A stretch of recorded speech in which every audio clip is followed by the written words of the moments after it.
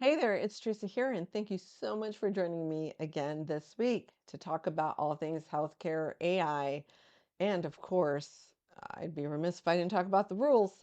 So, hi, I'm Teresa Youngkin. If you've never been here before, I'm a health informaticist.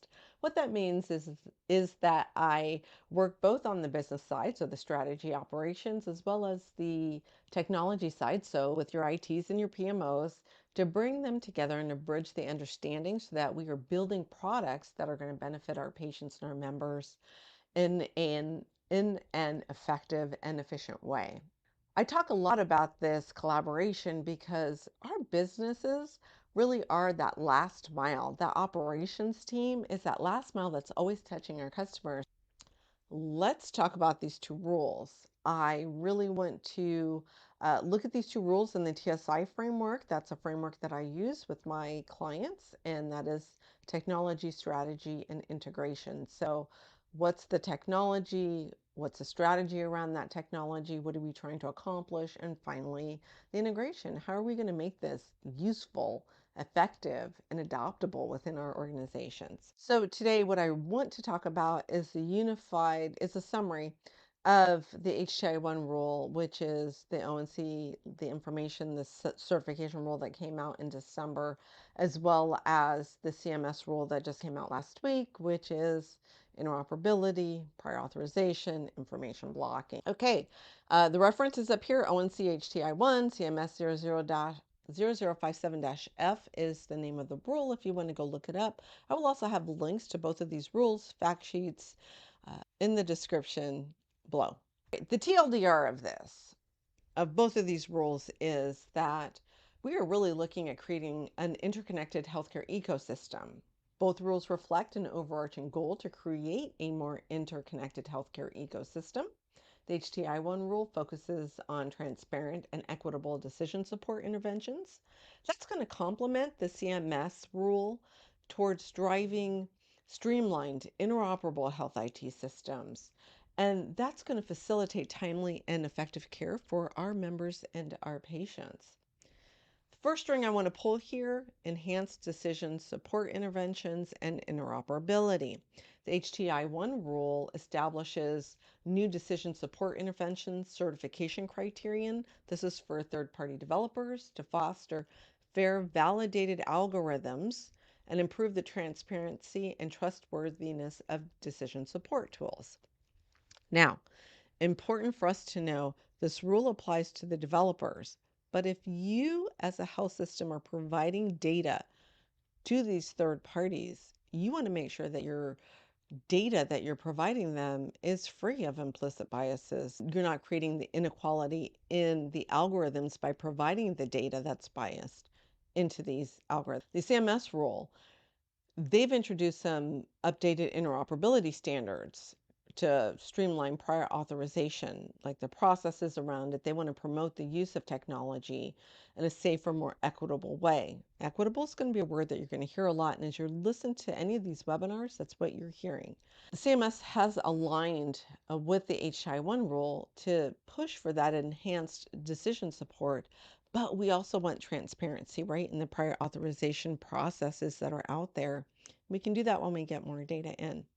So the next thing I want to talk about is this transparency and data sharing. And I keep talking about that. The HTI-1 rule is really looking at expanding evidence-based predictive decision support interventions and the source attributes. So what are you feeding it? And the algorithms that are developed, they're really looking for the transparency in the algorithm, in the way that it's deployed and the performance of that algorithm. They're really emphasizing that in the HTI-1 rule. And in the CMS rule, since it mandates the use of these APIs for patients, providers, and payer data exchange, it's really enhancing the transparency in the healthcare process. And it's really going to facilitate more better decision making for both of us. But again, we need to be transparent in these algorithms that we're using to create new programs, to create new benefits for members as well as for our patients. And these two, like I said, there's that common thread that's running together. It's the data that's going to inform the algorithms. They go hand in hand. Compliance and implementation timelines. Okay, this is where we start drinking from the fire hose, like I talked about last week. In HTI 1, they did update their technology, um, the technology standards for health IT developers. They need to use US CDI v3, have that available for data exchange by the end of 2024. There's going to be some ongoing maintenance requirements. It's going to start in July 1st of 2025. So we've got something in 2024, we've got something in 2025, which really undergirds the CMS's rules of those health IT modules to be updated to meet new API criteria in 2026 by January 1st, 2026. And then that's for general provisions. I'd look in the preamble for the general provisions. You look in the rule itself for those that are due January 1st, 2027 for those specific API related provisions.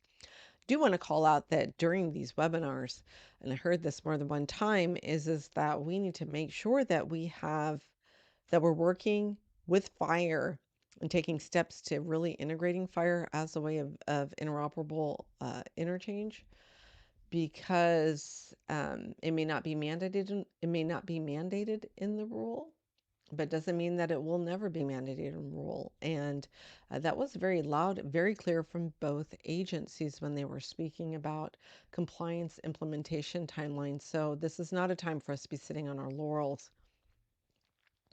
Right, risk and management safety. Now, this is something that's very important. You know, our compliance departments, I know that we as business owners are feeling the crunch here because we want to make sure that we are mitigating risk and that we're being safe with our patient or member data. So they did, in the HI1 rule, they did relax the uh, the scope for risk management practices, and they really focused on predictive DSIs, again, because of the prior auth rule. And CMS, they emphasized the safe implementation of these APIs that we're going to be using. And health IT developers need to ensure that that these APIs are correctly functioning, that they are really enhancing prior authorization processes, because we want to minimize the risk of patient care delays. I know when we talk about risk, we think about things like security, but patient care delays are also a risk that we need to be cognizant of. So I applaud them for pulling that out, and or I should say, for pointing that out to everybody. Next.